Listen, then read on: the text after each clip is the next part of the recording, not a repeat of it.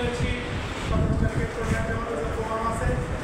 সেই প্রোগ্রামকে কীভাবে সফল এবং সুফলমণ্ডিত করা যায় সেই ব্যাপারে আমাদের কুষ্টিয়ার আমাদের প্রান্তীয় নেতা আমাদের রাজপথে আন্দোলনের সামনের অগ্রদূত এবং আমাদের নেতৃত্বদানকারী আমাদের কামাল ভাই আমাদের কাছে আসছেন।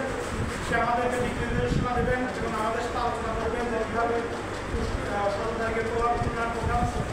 সফলমণ্ডিত করা যায় এবং বেশি থেকে বেশি যুবদলের নেতাকর্মী প্রোগ্রামে অংশগ্রহণ করানো যায় এবং বাংলাদেশ জাতীয়তাবাদী যে যুবদলের শক্তি সেই শক্তিটাকে পুরোপুরি দলের সফলমণ্ডিত পজিশন সহ পুরো বিষয়টা কী করে পুরো জাতির সামনে তুলে ধরা যায় সেই ব্যাপারটা নিয়ে আমাদের নেতা আসছেন, সে আমাদেরকে দিক নির্দেশনা দেবেন। সেই দিক নির্দেশনা আমরা মনোযোগ দিয়ে শুনবো এবং সেটা বাস্তব